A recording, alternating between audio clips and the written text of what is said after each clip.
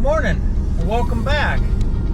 Today I'm on a road trip to do something a little bit exciting. I've been waiting almost 8 months for, and that is I placed an order on a Polaris General about back in November, I think it was. And today it's finally on the schedule to be assembled after it was shipped to our local dealer. So I'm headed out now to go out and do the assembly of the unit. And you might ask, well, wait a minute, they already come assembled. Well, that's kind of why we're doing the video today, is to show you how these machines actually come to the dealerships and the amount of work that needs done prior to them even getting out onto the showroom floor. So what we're going to do is kind of go through some step-by-step stuff that the technicians have to deal with and what they get when it comes from the factory or the assembly plant, if you will. And we're going to go through and do the install of things like the roll bar and the unpackaging, and you'll get to see how they're shipped so they don't get damaged and everything that goes along with that. So,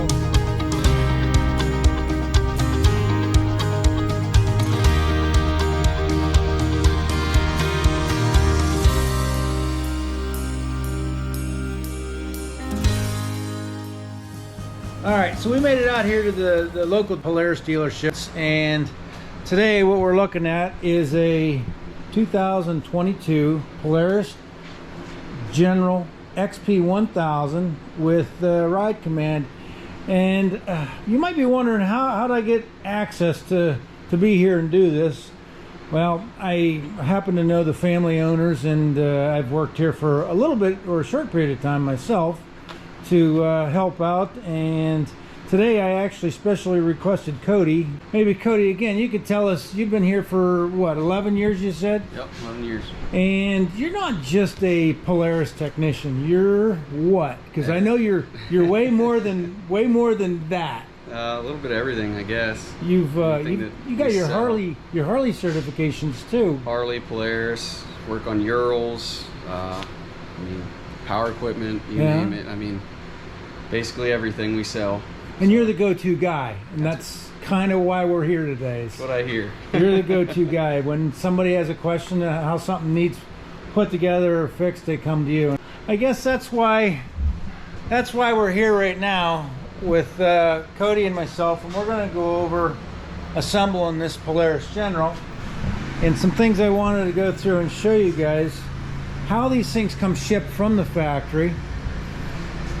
So what they've done is they take the hood and the roll cage, and they specially package these things on here, and they have special brackets around the machine. Down here where the Nerf bars would go, they've actually got a plastic bracket on those that hold that roll cage. The roof of the machine is strapped to the top of the front end of this thing. And again, there's some more special brackets that come up off the roll cage and attach to the hood. So it's pretty ingenious on Polaris's behalf as to how they've come up with ways to condense everything down to get these things shipped. And for those of you that just go out to your local dealership and say, I want that pretty pink one over there in the corner, there's an awful lot that goes into these before it can even hit the showroom floor. And just for an example, look in here, there's a 15-pound bag of bolts and nuts right here, along with all the rest of the hardware that goes to making the assembly. The seats are in the rear compartment of this thing.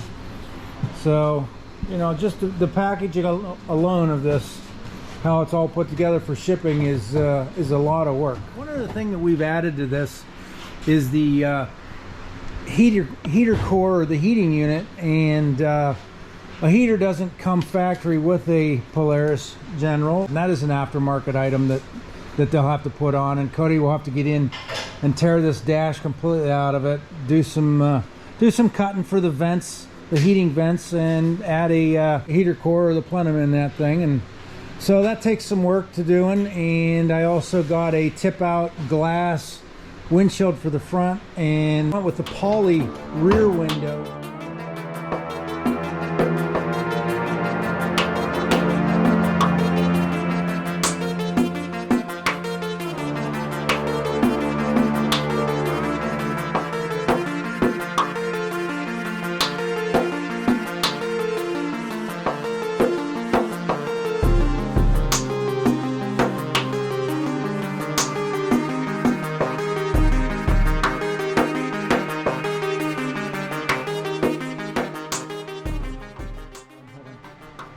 All right, so we got this heater core that goes in, and it's a Polaris heater core. Have Cody explain a little bit about it, what he likes about it compared to the other aftermarket ones that are out there. Well, it's made for this unit. It's, you know, designed to fit perfectly in it. It's the output's good, makes a lot of good heat, fan power. You got 2 squirrel cages here. The heater core's under here. The coolant lines would hook into this guy. And that's about it. Goes under the dash here real nicely. And you were saying how many vents come out of the dash on this? You got 2 defrost, you got 2 at your feet, you got 2 in the middle. So yeah, 1, 2, 3, 4, 5, 6, 7. Yep, 8 vents. There's no sense in owning one of these things if you're not going to take it out and play with it in the snow, because that's really, you get a couple inches of snow on the ground, and man, that's when when it gets fun. Yep. So again, talk about when you walk into the showroom and you see a brand new machine just sitting there, and you think, wow, that's kind of nice. The behind the scenes of what really goes into doing that, there's a ton of work in putting these together. And I mean, Cody's just ripping through here right now, and he knows where 99.9% of this stuff goes.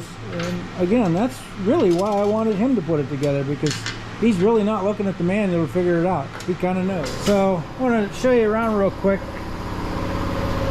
He's gone through and he's pulled the whole dash off of the top of this, and he's taken out the front panels of this thing for where the controls go for the heater, and he's going to be going in here and drilling out a bunch of holes later for all the duct work that goes into it.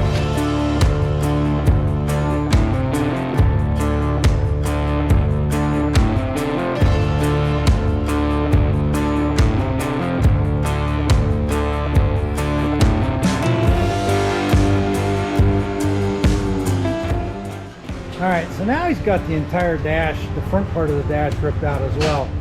You can see all the wire harness connections that are in this thing. And he's had to go through and unplug every one of them, pull the dash out, and that'll allow the access to get in here to put in the heater core fan unit. He's going to go ahead and start cutting out all the holes. There's a hole here for a floor vent that comes down, and there's one over on this side, and it blows down. And then in the dash itself, there's a good deal of work that goes into doing this that a lot of people just don't get to see what really goes into these things. And you know, when you want to come out and bash your mechanic for screwing something up or whatever, I can honestly say that that you and I out there sure wouldn't be able to do this ourselves without weeks and weeks of looking through manuals and looking up YouTube videos and doing it from that aspect. So sometimes it is worth to have a guy that knows what he's doing work on these things. Cut your mechanics some slack once in a while. There's a lot of knowledge and stuff that goes into these, and a lot of years of training. All right, so after some finagling around, he's got the heater core up in there. It was a tight fit with the factory speaker that comes in here, and the inner part of this dash over on this side. That heater core goes up in there rather snugly, but he managed to get it wiggled in there. Now he's basically just taking and putting all the support brackets and the bolts in that hold that heater unit in there. And then off of that, Cody, all your lines, that's just the fan portion of it, correct? Yeah, I mean the radiator part, if you want to call it the core, is up in here as well. Obviously it pulls off and the that. heat comes up through that and then blows out through the vents on the top. So as the coolant lines, you know, the coolant flows through it. And what he's doing here is he's putting the T in, I believe, on this side. Is the T going this side? Yeah, there's one on both. All right, so essentially we've got the T going in here, if you can see that, and that's where it splits the coolant lines and then diverts or allows it to go up into the plenum or the heating core of the cab heater, and that goes back and runs off to the block coolant lines and all that. And Cody brought something up that was actually kind of interesting, and he likes to put that in, and I guess maybe explain why you do that now before you even start the machine. Just gives you a good opportunity to bleed coolant out as you continue to work. You know, if you get into this early, you allow a lot more time for the air to work its way back up to the bleeding port, and it just saves you some time in the end. Once you start it, that air just gets dispersed and it comes out when it feels like it, so it saves a lot of time. You won't have as many overheat issues and stuff like that. So yeah, it's just a little trick I learned and like to do, and it seems to work in my favor. So yeah, so if any of you guys are ever looking at putting an aftermarket heater in one of these things, keep that in mind, that you don't want to start the engine on this thing until you've tried to get 90% of the air bled out of that, so you don't actually introduce air back into the engine block. It can be a pain, you know, that air, it takes quite a bit to get out sometimes.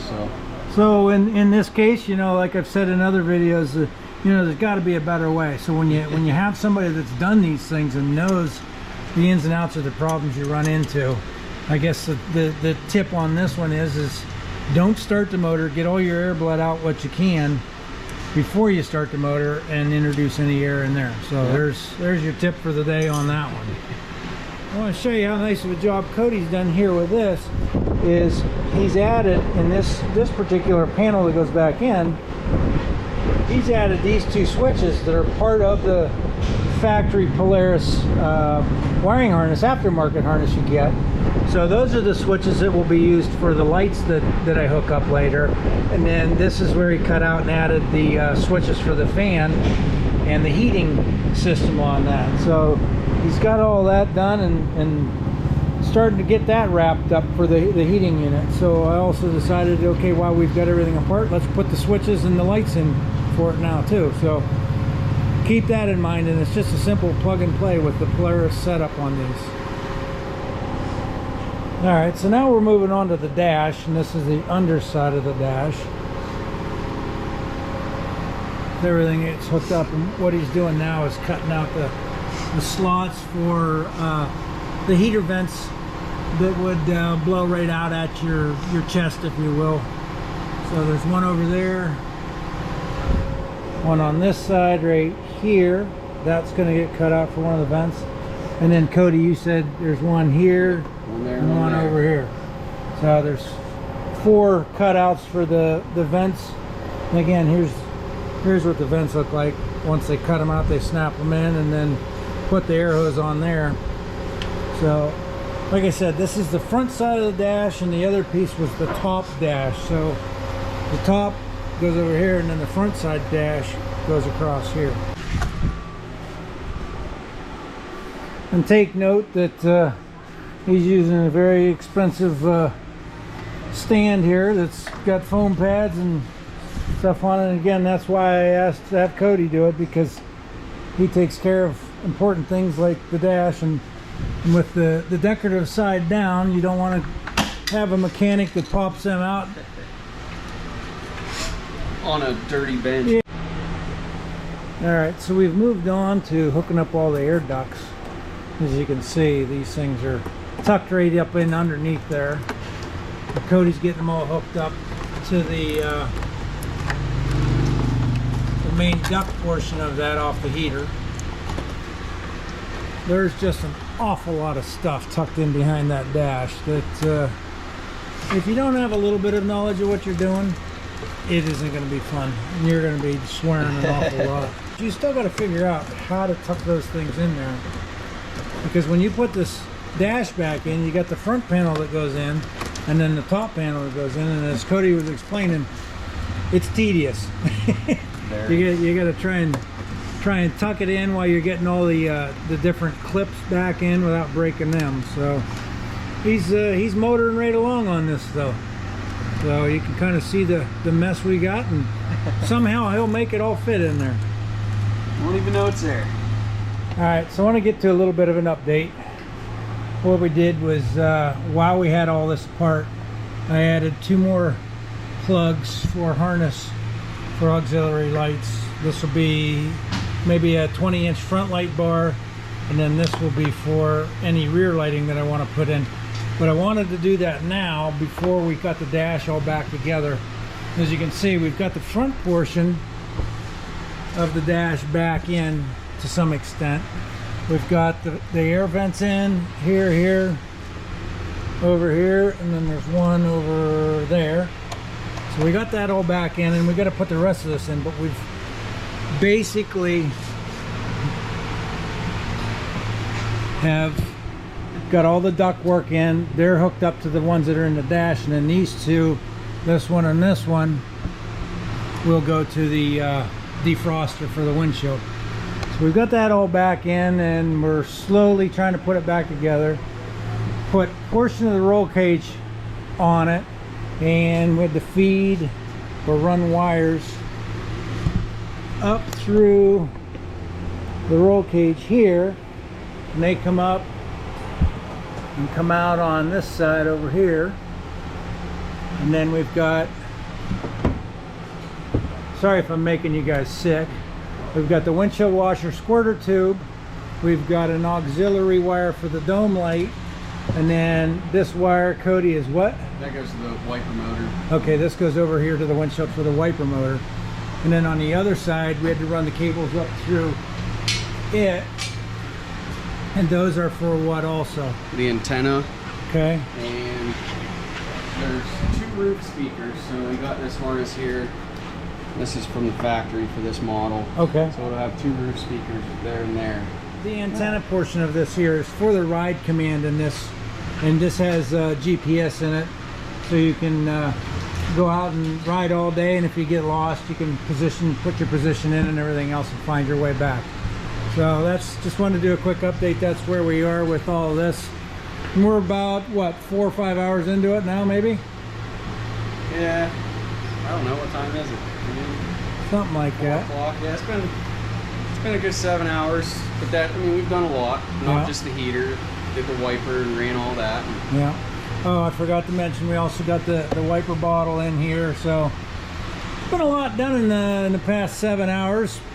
The reality of it is like I said, these are things that Joe customer walking off the street doesn't see when the dealership charges you a prep fee. And that prep fee is to cover this guy's time putting all these things together, that when it comes off the truck from the manufacturer. All right, Cody, so where are we now? What did we just get done? Well, we got the dash fished in here, and all these tricky clips pushed in, and got the vents hooked up for the defrost. Got the tip out windshield lock mounted. Since this has ride command, you have to do it before you put the dash back on, otherwise it's impossible. So yeah, fighting a little bit of plastic, but we got her in. Yeah, so it's pretty neat how you can tear one of these apart, and that's usually where I run into trouble, is putting the thing all back together. And I think with your knowledge and what you've seen before in the past, you had some pretty good excuse me, some pretty good ideas. I mean, just as something simple that he did was, there's 2 nuts that you can't really get your fingers on the back side of that roll cage. So he just took some electrical tape and taped the nuts down, then run the bolt in, and then was able to catch the corner of the tape and peel it off. So that's on both sides here of the roll cage. And you can see that there's a pocket down in there that's just about impossible to get a finger down in there, but it's enough. So anyhow, we got the whole dash all back in, everything's hooked up, and just for the front of it, turn the key on here. So there's your welcome screen on that ride command system. It's got some pretty cool little ambient lighting down here in the dash. It shines from up under there. There's one underneath the dash over here on this speaker, and the same with over on this speaker.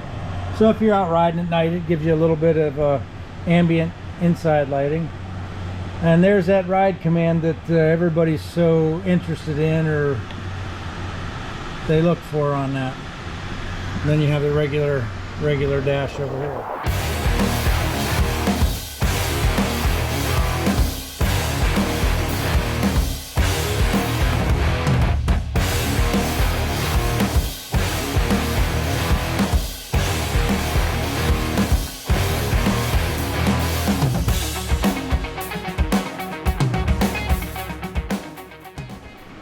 All right, so we're back again, and it's Saturday morning, and guess who I'm with? Cody. He's in here working hard. He comes in about an hour early so he can get going and moving on things before the rest of the crowd shows up. And he's already, since last night after we left, he's got the rear plexiglass or poly windshield, or excuse me, rear window in. And he's working on the seatbelt harnesses, because when these things come in, none of that's bolted in. So you got to do some routing up through the harness up there where the shoulder strap is and all that. And we got the rest of the cage on last evening. I didn't get a real good close-up of that when we were doing that. But we put in about, what, 8 hours yesterday, Cody, on this? Yeah. And A bit of it. so there's, you know, a good bit of it went into tearing the whole dash out for the heating core, which in most instances, you know, not everybody does that, but it's still reality that when you do anything aftermarket from Polaris or have the dealer put anything on, you know, it increases the time. So that prep fee then has to be looked at for the amount of money and time that goes into putting this thing all back together. So we're going to keep chugging away, and I think we're pretty close today. What do you think? Oh yeah, it'll be done. So Cody says it'll be done today. Am I taking it home today? I don't know that yet, but we'll see, because there's some other factors. I know it's got to go into the wash bay, and paperwork and everything else has to be done, but I'll let you know when we get there. So now he's working on getting these seats together. And man, are these some fancy seats. They get a lot of nice leather, and they just really look top-notch in quality. So we've got this out of the machine, and then the back comes separate, so you got to bolt that on. And there's some adjustments on there. 3 spots for tall guys, so you got the 3 holes here for the adjustment. So it looks like it can move about 2 inches up or down.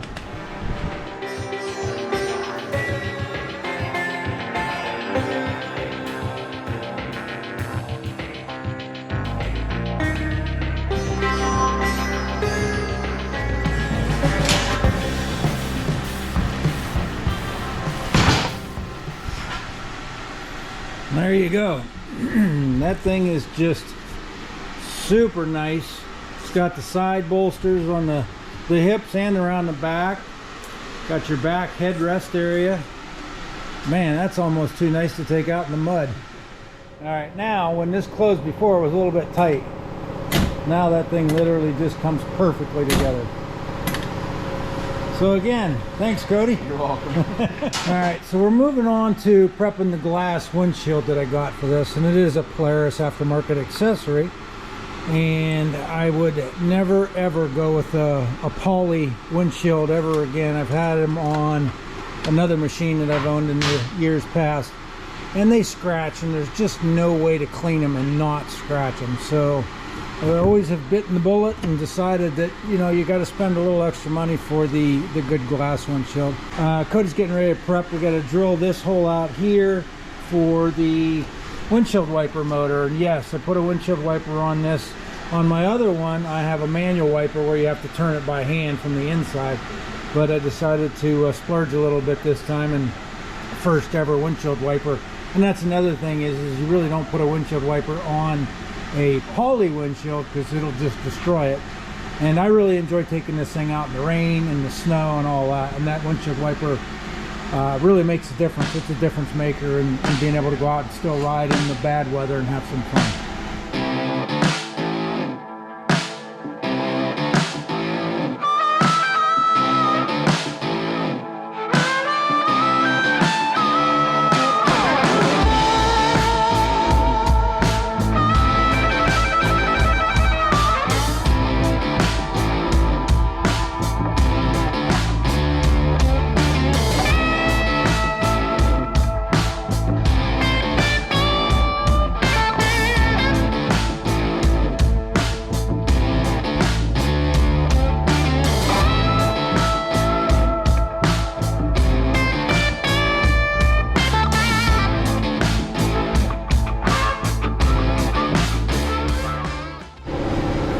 Alright, so we got the windshield in.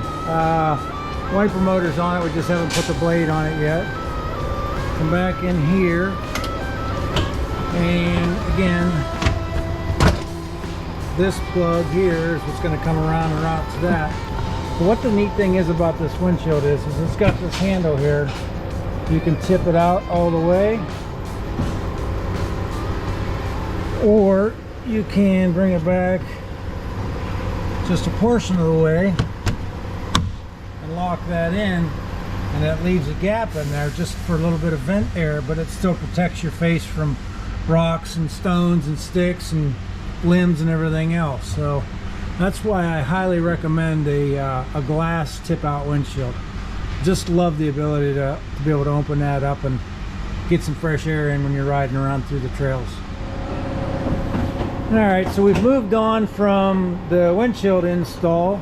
Now we're moving to the rear speaker install, which actually I think is very, very cool. I've never had a side-by-side that has a radio in it. So it's, like I showed earlier, it's got the speakers down at the footwell, but it's also got the speakers up behind you and the above the headrest of the roll cages here. And Cody's getting the second speaker prepped with the brackets, and he's got this one in.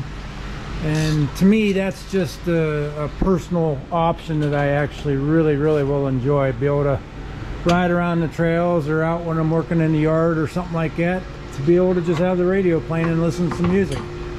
We'll get the other one in and get it all set up, and then I think we're going to move to probably the roof at some point. Yep, and all right, so Cody says the roof's next because he's thinking ahead and saying that, you know, if I do these brackets now before the roof, that makes it a whole lot easier. Oh, yeah. We just got the roof snapped on and couldn't really video that because that was a 2-man 5-arm operation. Have to snap the front of the roof up in to the upper portion of the front visor, and then it snaps in back around the rear roll bar. And what Cody's doing now is the speaker wires and the antenna wires. There's a, you probably can't see that, you have that flashlight there. So this here is kind of like a satellite link to another rider or whatever. It does rider to rider location. All right, on the ride command. So if you and your buddy are out riding together somewhere and you lose him, you can link up to his machine and find out where he's at. And then all these cables that got put in, these special little zip ties that hook those all in there. And I'm sorry, I know it's dark in here, but so the roof's on, and we're gonna put a couple screws in the back of it to hold it down. The speakers are all in. We've just got the windshield wiper stuff, the dome light wire, and the washer fluid hose to hook up to the front of that. We're just about done. All right, so as you can hear it, we got it running, and Cody's going through and just making sure that after putting on the heater core, back and checking the line there, cracking the bleeder on the back of it to let out any air that might have gotten back into the system. All right, so here we are. It's all buttoned up, hood's on, everything's ready to go. Cody's getting ready to hop in and take it out for a quick test run, and I think if he wants, or if he'll let me, I'll sit beside him and we'll go take it for a ride. Let's go for a ride. All right. So this thing has a rear camera right now. A little bit of dirt on it, needs cleaned off, but it's really cool. It's got a, with the ride command system, it's got a rear camera and it also has a front camera. So if I take and switch it here, I can switch it to the front camera. I don't know how well you can see that, but that's where we're at with that.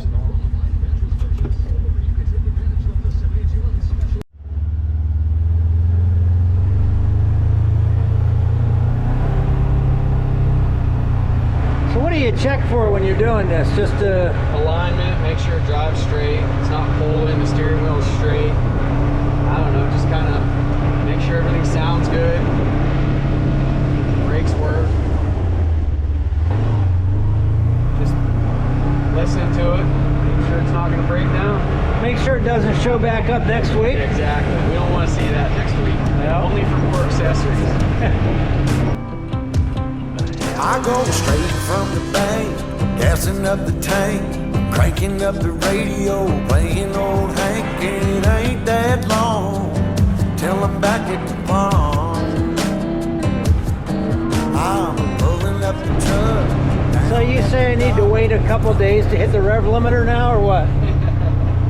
Yeah, probably ought to. It's good to break in the belt nicely and everything. Yeah.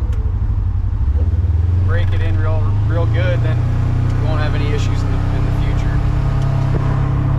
Because it will mate to the clutch.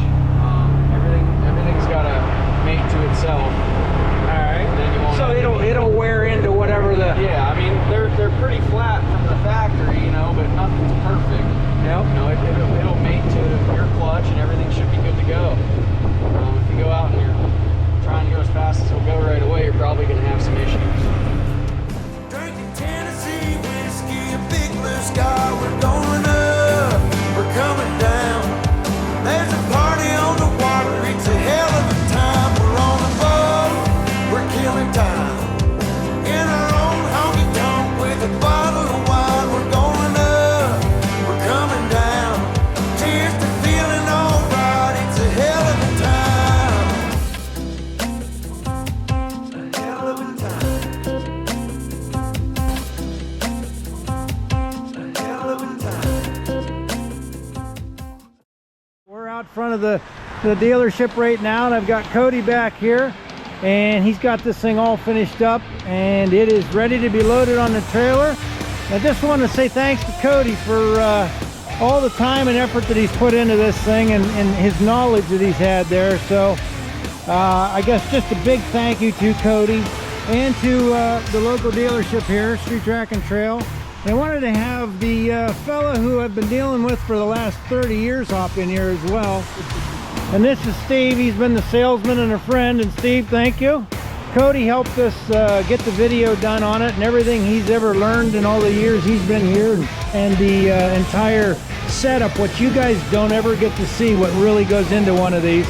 I'm gonna go ahead and load it up, and again, thank you, both of you guys, very much for everything you've done. So, Cody, thank you. Sure. Enjoy.